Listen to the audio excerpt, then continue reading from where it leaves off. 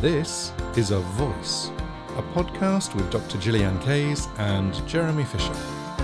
This is A Voice. Hello and welcome to This is A Voice, Season 11, Episode 5. The podcast where we get vocal about voice. I'm Jeremy Fisher. And I'm Dr. Gillyanne Kays. We have been so excited about our guest today. We think of him as a New York vocal coach and so much more, because we have Mike Ruckles with us today. And Mike is a vocal coach, a pianist, a musical director, a composer, a lecturer, a singing voice specialist working in musical theatre and contemporary commercial worlds.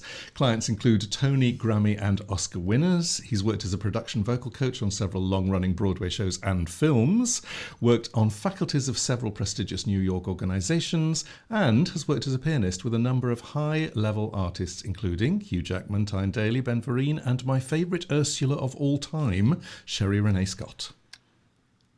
Hi, Mike. Hi, hello. Welcome. Honestly, Oh, I'm so pleased to be here. this sounds like Renaissance man. You are really multi-skilled. Yeah. When you list it like that, I go, that can't possibly be true. I haven't done all those things. I appreciate it. It's a great boost to the ego this morning. Thank you. Yeah, absolutely. So welcome, and we've already done a couple of editions with Claire Underwood, who is a production vocal coach in the West End, and we thought we wanted to get the Broadway version. So welcome, Sure. Really excited to talk to you, and also about the similarities and differences of working in all the worlds that you do. And cool. And I wanted to say, you and I, Mike, we've been connecting via social media for several years, actually. Indeed. And the occasional private messages between us about perhaps topics about voice that might be considered a bit contentious. And I really appreciate the connection that we've had. So to actually meet you in person is really quite special. So thank you for being here today.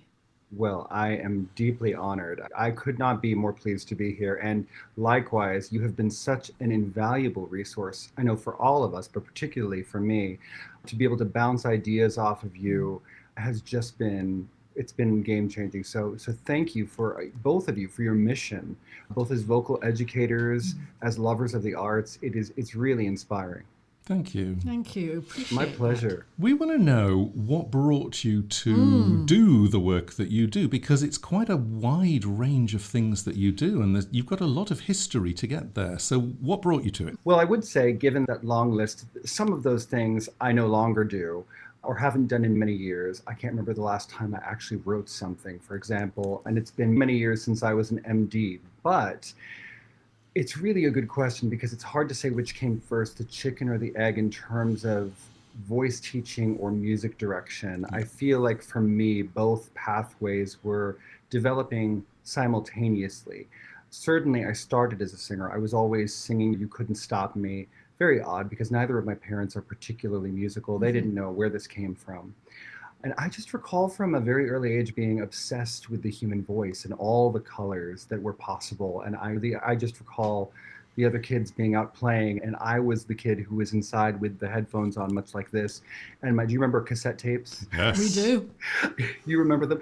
And I was listening to cast recordings and some opera I'd checked out from the library, or maybe I'd be sitting at the piano plunking through a vocal selection. That was what was exciting to me. I began piano lessons, I think it was around 6, and I continued with that all the way through high school, doing piano competitions in the whole 9 yards. And so I think my parents naturally assumed that I was going to be a piano performance major, but I really could not have been less interested in that path. And I wanted to pursue my love of the voice. And so, long story short, I was in college as a voice major, classical voice, of course, because particularly at that time, that was the only kind of voice degree one could pursue. But I began to make pocket money as an accompanist in the voice studios.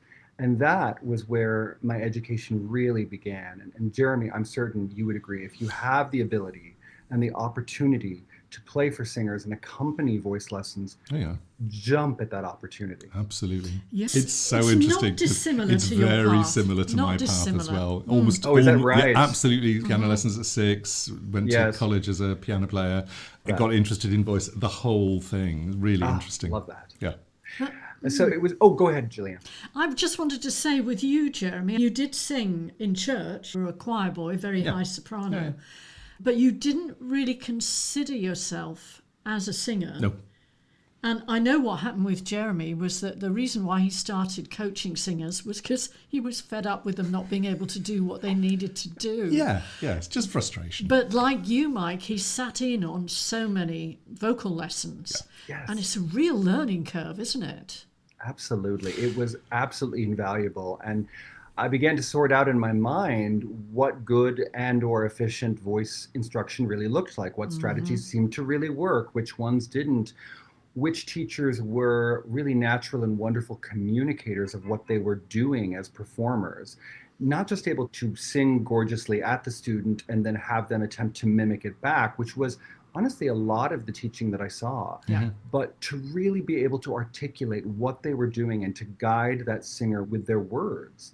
And I observed the difference between teachers who were actually, no slight against them, they were actually very gifted coaches. They were skilled at communicating interpretation and style and phrasing versus teachers of technique who could really take you from point A to point B in your vocal progression. Can I just say that is so exciting to hear you say that, because I am 100% with you on that. And I also think it's really fascinating as a piano player when you're playing in a studio, you are also an observer, but you're an active participant as well. And it's a really interesting position to be in, that you can also judge what the teacher is doing, what the student is doing, what's working, what isn't. And you pick up an enormous amount of information on things that work and things that don't. Love hearing you talk about that. It's great. And I just want to ask you, Mike, and again, I'm drawing from what Jeremy's told me. If the singer is comfortable and happy with what they're doing and they've received the guidance they need, they obviously sing it differently. Did you find as an accompanist that you began to play differently? You could play differently for them because that had happened. Was that anything you noticed?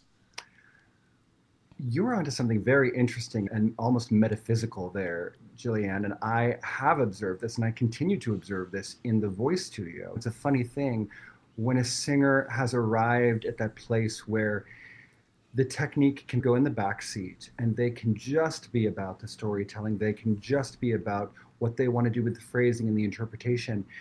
I notice that my own playing improves as I accompany them. And I cannot put it into direct words, but I suppose part of it is that my CPU, my brain, is able to attend more to what's on the page and less to, okay, where are we going to go technically? How am I going to tweak this? What is my next strategy? So I suppose that's some of it. But I noticed this even when I wasn't voice teaching. I noticed that when the singer had arrived at that place where they had I don't know that we ever have mastery of our technique, but they had arrived at a level that was supporting them beautifully. That suddenly I was freed also as their collaborative partner. I find that common. 100% again. And I've experienced it a lot. And there's something about, and this is so fascinating because we're talking about flow, that the singer is in flow at that point. The piano player can pick that flow up and go with it, create it, mould it, interact with it. And I think what's so fascinating is that flow is a very movable thing, because the flow, the same person singing that song with someone else playing piano will be a different flow.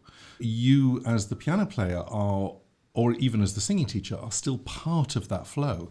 So that it's almost like flow is instantaneous. It's also absolutely specific to the moment. Yes. Couldn't agree more. And I'm thinking on this that, because sometimes Jeremy will come back maybe from a rehearsal or maybe having played for several singers in one day, and he'll say, I couldn't find what they wanted to do. Nope. Because the singer wasn't in that place where they had sufficient mastery that they didn't need to think about it anymore. Therefore, they didn't really know what they wanted to do. Therefore, he couldn't go with it and connect with it. That's a beautiful way of putting it. I think often if they do not have an auditory target in mind, even just from that starting point, if there's not an auditory target of this is the goal. So often what jumps to mind, I will love to work with crossover artists, have sadly a wealth of opera singers coming in the last, maybe 5 years going, there's no work in opera to be had. And I love storytelling. So I've got to get better at this music theater thing. And what I find is that they go, so you have to teach me how to belt, you have to teach me how to make this sound or that sound. But when I ask them, who are you listening to? Who are your role models? They have none. Right? And so that's the first problem, is that we don't have an auditory target. Oh, I like that. Yeah. There's so many places we could go. Immediately we could go We there. could branch off in a million directions Absolutely. from Yeah, and we ended up talking about this with Claire, didn't we? Yeah. About it's not about whether you can belt or not. It's not about a number of sounds. It's about the storytelling. But I think you've landed on something that's quite acute, Mike, which is what is your auditory target? You don't really even have that pathway in there yet. So no matter how creative and skilled you might be in putting across the technical aspect, that auditory pathway has got to be built in first, because we've got all of that is looping through all the time, isn't it? I'm going to go a stage further, because I think it's a two-stage process. I'm really fascinated that you've brought this up specifically, because when you are wanting to change genres, you have to have a sound palette, a whole range of sounds that are appropriate used in that genre. But it goes a stage further, which is once you've found that sound palette, you have to understand why they're there in the first place. So you have to understand in musical theatre that it's all about story, and therefore any sound that you make has to match what emotion that character is going through, what the storyline is at that point, what the character is doing, thinking, feeling, being. Whereas, and I'm sure you'll be able to talk about this, when you're working with your contemporary commercial people, it's not necessarily about second by second storytelling, it's more of a vibe. There are still sound palettes that you need and want and will use, but you'll have different reasons for using them. Okay, talk. Quite agree with all of the above. Probably if there's an overarching theme, if you were to be a fly on the wall in my studio from day to day, the overarching theme, and I see this as a major movement within the world of voice instruction in general when I attend workshops and conferences, is that I'm very pleased to say that I think we're moving away from a model of voice training that is make the following sound. Can you head mix? Can you chest dominant mix? Can you belt? What is your pure belt? Can you do a pure chest and a pure head? None of which we know truly exist. But really, we're moving towards, what is the verb? What is the character trying to communicate in that moment? Is the verb to speak? Is it as simple as that? Is it to whine, to cry, to whimper, to call, to cheer? What is that verb for that character? And how is that communicated in the voice? And how can it be efficiently communicated on pitch? Love that. And I'm going to go a stage further again. Yes. Because there's a completely relevant question in here. When somebody takes over a role in a long-running musical, do they have to make exactly the same sounds? I wish I could say never, no. The answer is that, the complicated answer is that it depends. It depends on the show that they're going into. It depends on how much of a behemoth it is, how much of a machinery they're entering into. But even then, when I work with my Elphabas, when I work with folks in Hamilton, the emphasis for me, there's so much at the Gershwin, and on tour, there's so much discussion of we need exactly this sound, or we need it to sound precisely like this, that I like this space to be a place where we make that space as expansive as possible. So obviously we need to make the MD happy, we need to make the resident director happy, we have to tick those boxes. And yet, within that realm, showing them how much play is really possible, how much personality and organicness we can find for them, how much of their own interpretation can we bring to the page within those parameters. And I talk about envelopes. So envelopes. A role or a piece or an aria or a song has an envelope in which you can do all sorts of things, and as long as it stays within that envelope, there are lots of corners that you can add. There's lots of you that you can bring to that. And I loved your discussion. Yeah. Oh, my apologies. No. I loved your discussion with Clara because she is in that enviable position with Cabaret where the sky's the limit. Yeah. Every new artist who comes in is embraced to bring themselves entirely within the constructs of the piece. And that's the dream. Yeah. That's the dream. And that is often the case, fortunately. And sometimes there are far more constraints on what we are being asked to do with that singer and what sounds are required. But I quite agree. An envelope is a perfect way to put it. Very interesting. I think it's a challenging topic because I don't know if you find the same sort of discussions happening your side of the pond within the training industry, musical theatre education, about industry sounds, and we must get people industry ready, and that has to be done to get bums on seats for the next year intake of students. And then the students become obsessed with making these kinds of sounds, and sometimes when you work with them you're thinking, well, I actually want to hear your version of this. I want to hear your story about this, because they are producing these sounds and somehow they then don't ring true. And I think it's tough on them, actually. And you bring up another interesting topic, which is, I could not agree more with that. It led me to this idea that when vocal training becomes fully about a collection of sounds, when it becomes what are all of the different sounds on your palette that aren't connected to the actor's need, they are simply a collection of coordinations that you have trained your voice to make. Not only do we lack authenticity, but I find as a singing voice specialist who works with rehabilitation, that's also when we start to open the door for injury. Because our bodies, our neurologies, are not built for sound production. Right now I'm speaking to you and no part of my brain is going, do I like the sound I'm making? Is it the right marketable sound for Gillyanne and Jeremy? Is it going to be appropriate? No part of my brain is engaged in that. That is putting a middleman into the complexity of the process of communication that we really don't want to have in there, or we want to have in there as little as possible. And so I do find that when I work with people who are coming back from injury, often there is a common theme where, well, I was told this was the sound that had to happen, or I told myself I have to be, if I'm doing this correctly, I sound like Jeremy Jordan, or I sound like Jessica Vosk, or whoever it may be. And that's where the real imbalance began for them.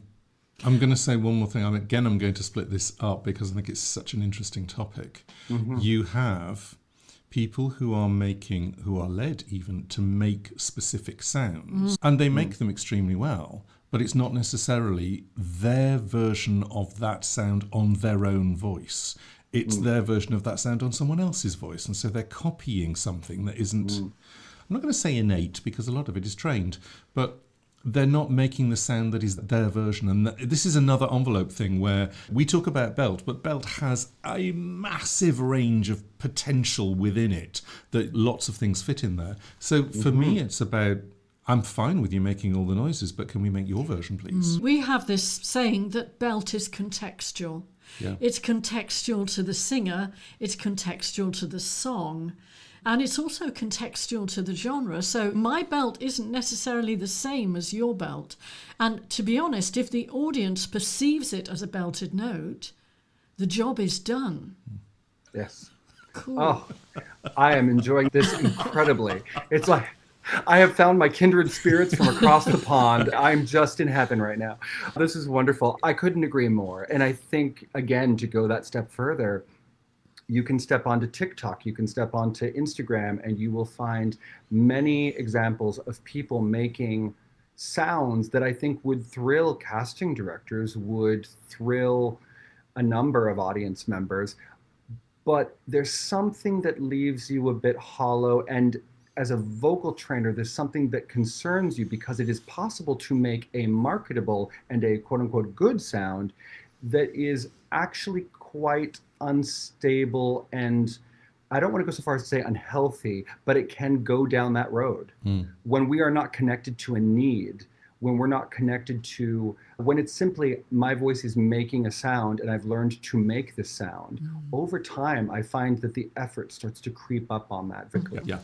And so then it becomes unsustainable for that particular vocalist. well, not only that, and there are people who have varying abilities with this, which is if you are in a long-running musical, if you're doing a gig tour, you have 40 dates, and you are producing a sound that is commercially marketable or castable, but it isn't really you, the more you do it, the more you get divorced from your own voice. And actually, the more likely, I think, that mental health is going to suffer. Yep.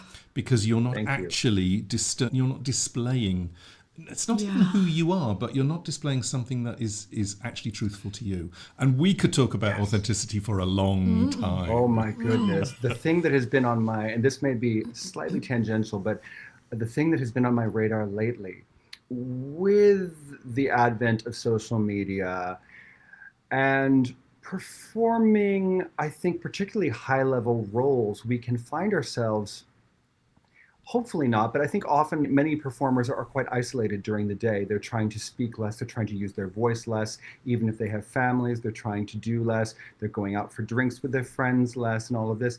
And so a lot of them have taken to social media and are almost vlogging their days, sharing a lot of, which is wonderful. They're sharing so much insight into what the life of a performer looks like. One of the things, the downsides that I've begun to see, however, is, and I'm curious to know if this is something that's you've begun to see on your side of the Atlantic, but we've begun to see a bit of the fetishization of vocal hygiene. And what I mean by that is, you're not going to believe the lengths to which I go to be ready for my Broadway show every night. I get up at 8, I steam for 2 hours, then I'm sipping water throughout the day. I have to do my yoga. They create a ritual, and it all has to be done every single day. And on the face of it, no one loves vocal hygiene more than me. I am thrilled that we're getting the message out there about cooling down, warming up, steaming, nebulizing. These are all wonderful tools. But I've begun to see a one-upsmanship of, if you think your regimen is crazy, look at how elongated and extreme mine is. Yep.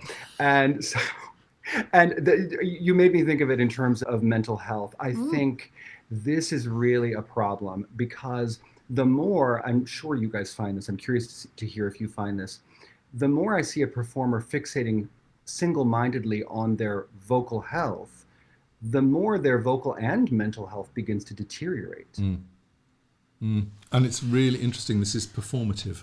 When you're dealing with social media, there's an element of performative about it. Always. And if you ramp up the performative because you get more views, again, we're coming away from a level of authenticity that means you are stretching. And unfortunately with social media, because it's there forever unless you take it down, and even then, sometimes not, you are then stuck in that this is the way I live, this is the way I do everything, and I must live up to that. And you end up not living a truthful life at all because you're trying to live up to something that you built. But I'm just wondering how much it is based on a fear of, what if something happens to my voice in the show tonight? Not only are you going to be disappointed with that particular show because something went wrong, but it's going to be all over everywhere because somebody is going to be in there filming it. Yes. And that puts an enormous pressure on an artist. I think a pressure that we didn't used to have. Do you think that's part of it? Absolutely. I think that is a very valid take on the situation, because I think it's also perhaps what we're seeing is an artist's desire to go, if you saw me on a bad night, just know that I am doing A through Z to be in the very best peak condition that I can be in, which is not necessarily, certainly being in the best peak condition, doing what you can is something we owe our audiences, but the knowledge of what we're doing is not necessarily something we owe our audiences. But yeah, I do think that is very much part of what we're seeing. And I think it does tend to be fear-based for both the performer. It's a tricky one, isn't it? Because you've got the people who are really grounded, the artists that I've worked with who are really grounded are going, yeah, it was a bad day. Complete acceptance that it was a bad day, and also complete acceptance that it's not the norm. Yes. So if somebody online wants to pick up that you cracked that note, or that phrase didn't work, or you breathed in the wrong place, or whatever it is, then the artist goes, yeah, I did. And it's like, and? Come back and see the show when I'm on a better day. It's like... This is the temporal nature of art. There is the art that we do. This is the thing, is that because everything is being recorded. When the recording industry even started, it was like, this is a snapshot of any recording, any book, any movie, anything is a snapshot of where you are right then. Yes. Actually, if you're in a show, it's a snapshot of you live. If you're in a film, it's a snapshot of you a year ago because they spent a year editing it. But it's really interesting that it's a snapshot of where you are doing what you do. And I don't know anyone who looks back on their work 10 years ago and goes, oh, I was so much better then. No, you develop as an artist. And Indeed. I think there's a mentality, and I think it's a mentality that can be trained, that says, yeah, I fucked up. It's fine. Because I think, particularly in the musical theatre industry, the way that we train people, or certainly have trained them in the past, you must be giving 100%. Every night.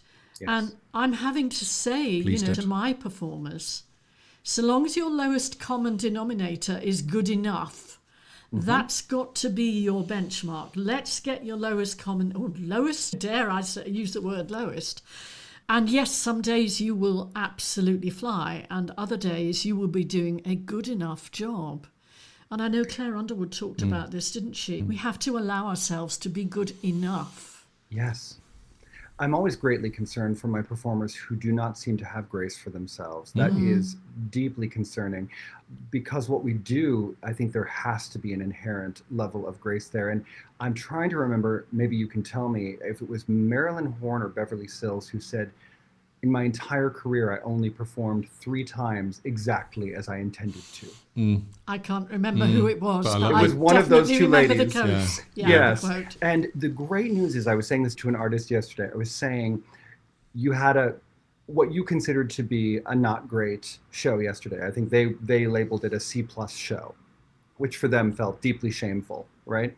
For an audience, when we get to this level, this tier of performing, when you are at 70%, it is still far above expectations. When we're dealing at this level, you are still very capable of telling the story. You are still very capable of delivering to the audience something that makes them extremely happy. And so it's understanding that every day is not going to be in that upper 10 percentile or even the upper 5. Yep. I'm just wondering, because we've been talking about vocal and psychological health, how often, without putting you in a difficult position, how often have you been in a situation where you are working with a singer, an artist who has been vocally miscast? How do you handle that? That's a great question. Fortunately, trying to think of examples. Fortunately, very infrequently, but it does happen. And the way forward for me is that if I feel that in opera we have the Fach system, yes? So you're not going to be singing Lady Macbeth if you are a coloratura. Absolutely. You might later in life, but you're not going to as your core repertoire, right? And so we don't have that Fach system. And I know a lot of voice teachers have begun to argue for something like that in the world of music theater, because I could certainly point to a certain kind of voice that fares better with Elphaba than another. Yeah. I could certainly point to that. It's part of my PhD. Yep. There we go. Yeah. Absolutely. And I have worked with those women who had quite a thick-fold, heavy, thrilling belt coordination. But Elphaba was on the higher side of that for them and forced them to live in a tessitura that would not be my choice for their voice, right? Would not be my first choice for their voice. So what do we do then? The answer to really get to your question would be that that's when we have to embrace a different model for that character and say, what does this really look like? Not for that person who you idolize in the role, but really, what does it look like for you? And my job, weirdly, becomes about helping them to fall in love, lesson by lesson, with who they are potentially in the role. Love that. And that can be a very easy journey. It can be a very long and arduous one, depending on how firmly they have, again, that auditory target in mind of, I'm going to sing it like XYZ. Because I do find a number of particularly younger singers, they feel like, if I cannot make the sound that person is making, who everyone loves, that is somehow a failure on my part. My technique is not good enough yet to absolutely drop into that coordination and produce the same effect. Oh, let's talk about that. My Yes. technique is not good enough too. I Yes. love that as a sentence because it's so easy to knock down. It is. It's really interesting. If you think your technique is not good enough to produce someone else's sound, then maybe you should have training as an impressionist. Because really that's what you're asking yourself to do, is to impersonate someone else. And I'm absolutely solid on this. I want to hear your voice because you, Yes. as a person, are different to that person. You have an entire history that you come in with. You have a life that you come in with. You have a life experience that you come in with, all of which is reflected in your instrument, all of it. And I want to hear that. I don't want to hear your impression of someone else. I'll get that other person in, thank you very much. Unless you're phenomenal, in which case do yourself a one-man show. Indeed. I'll tell you a story that I think I still come back to this quite often in the voice studio. When I was living my parallel life as an MD on Broadway, doing this show right here, Gentleman's Guide to Love and Murder, which has yet to make it to the West End. I cannot put that together in my, it is the most quintessentially British show. Absolutely. It's why it has not made, I cannot explain. Anyway, side note, when we were casting it, we were looking for the role of Sabella, and we were all discussing this fact that she's the sex kitten. If the show had been written 20 years earlier, it would have been Bernadette Peters. It would have been any number of women in that. And we kept bringing ladies in, and we kept auditioning, and we kept auditioning. And finally, I remember, God rest his soul, Jay Binder turned to all of us at the table and he said, I really don't know. I can't explain why we cannot find this unique woman. Like why everybody's coming in and we're getting homogeneity. We're just getting the same thing over and over. I cannot explain that. And I said, I put my hand out there and I said, having just come out of the academic setting, I can. It is that we are training for homogeneity. We're not thinking we're doing it, but we are often training for homogeneity. And so I often think if Bernadette Peters had been coming up in her career, to use her as an example, and she had felt that she had to make the same sound as Barbra Streisand, or she had to make the sound as XYZ, the loss to our craft, the loss to our industry that would have been. Don't stifle. I have literally written right here on the wall. See if I can turn my camera here. This glorious I think I spotted it when we... Yeah. Martha Graham quote. Do you see that there? Yeah. It's backwards from your view. But what it says is there is a vitality, a life force, an energy, a quickening that is translated through you into action. And because there's only one of you in all of time, this expression is unique. And if you block it, it will never exist through any other medium and will be lost. And I feel like if that doesn't say it all. That's beautiful. That's really lovely. And actually, I love the way, because you've got this on your website, I love the way that you talk about not homogenizing the voices of the singers you work with. There isn't a Mike Ruckles studio sound. Oh, I hope not. I very much hope not. I think that's really important. Yeah, it's an interesting topic as we think about. I remember when I was writing my thesis on the belt voice, I was fortunate enough to interview Patti LuPone at that time. And I remember asking her, one of the questions was, do you feel that the Broadway voice is becoming increasingly homogenous? And her answer, that had a lot of expletives in it, was, yes, I do. And isn't it boring, she said. And now, I'm of two minds, and I'm curious to hear your thoughts on this, because I think some of that homogeneity that we might be picking up on, or feeling like there's a cookie cutter quality coming out of the BFA programs here in the United States, doesn't come from a necessarily bad place. It comes from a study of what kind of voices do we hear faring very well 8 shows a week? What kinds of voices, what kind of resonance qualities and strategies do we hear aging well and dominating on the Great White Way or the West End? And so I think there's something to be said for that. I think there's something to be said for looking at trends as well as sustainability. Best practice. Best practice, absolutely. That would be the best way to put it. And so there's something to be said for that. That being said, I think we can honor all of the above and find the organic, unique juice of who you are. And that's the bit that I think often happens when you've finished your MFA program or your master's in the UK, for example, or your BA in performing arts. Well, I don't know about the universities in England, but I will say that there is enormous pressure, having taught at the academic level in a BFA program, there's enormous pressure to turn out every senior as a sparkling, marketable package. And they have to be serving up to the casting director. This is who I am. I'm walking in Aaron Tveit's footsteps. I'm walking in Josh Gad's footsteps. I'm a this, I'm a that. Here's the label you can put on me. It's very okay. Okay, That's good to hear. Let's talk about employability, because I think this is a really fascinating topic. So much of training is geared towards a very narrow area of employability. So it's like this entire 28 students in this year all have to end up on Broadway. And I'm going, first of all, what are the chances of that? Yeah. Because the numbers just aren't there.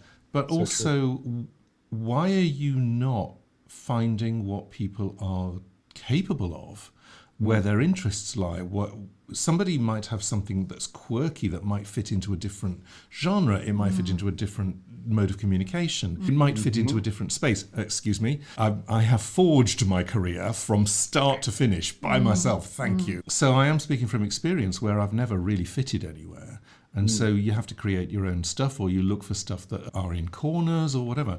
And I think that's the difficulty, is that a lot of courses are geared to a very narrow employability thing. Instead of giving This is you so true. transferable skills, and some courses do that and show you how to perhaps have more. What's the buzz term about having a multifaceted career? Portfolio career. Yeah. You're helping people build portfolio careers, which, to be honest, is what most people are going to need if they're going to make a living, because they're not all going to become Broadway stars.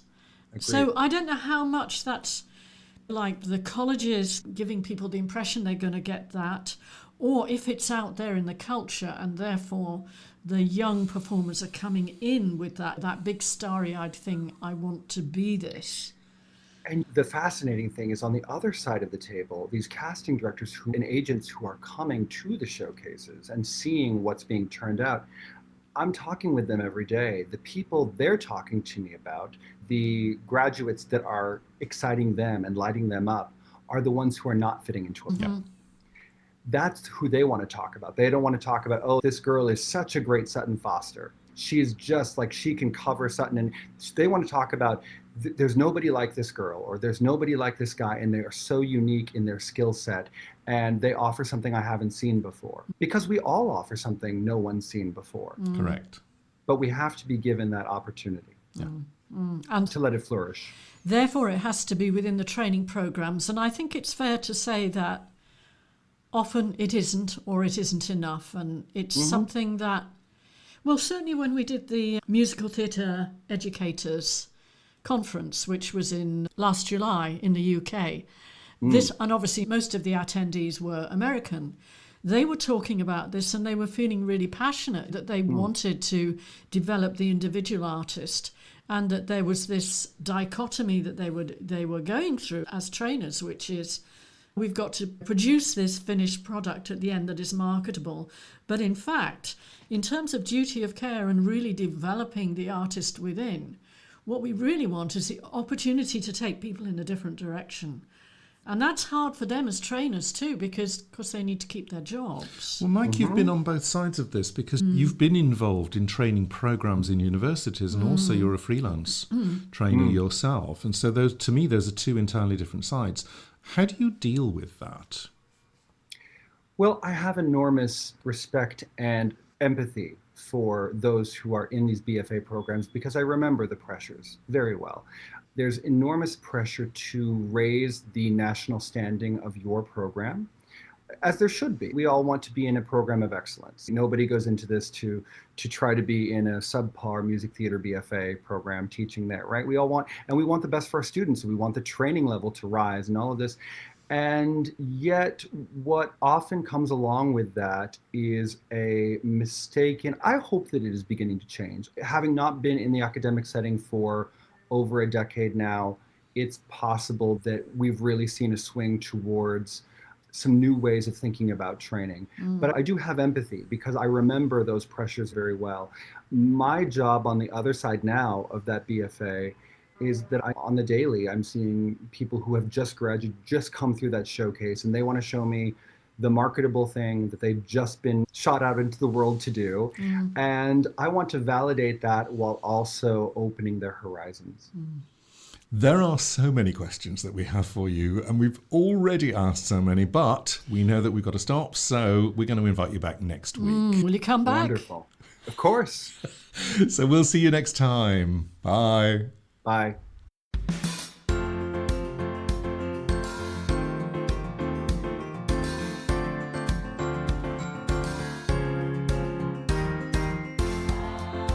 This is A Voice, a podcast with Dr. Gillyanne Case and Jeremy Fisher.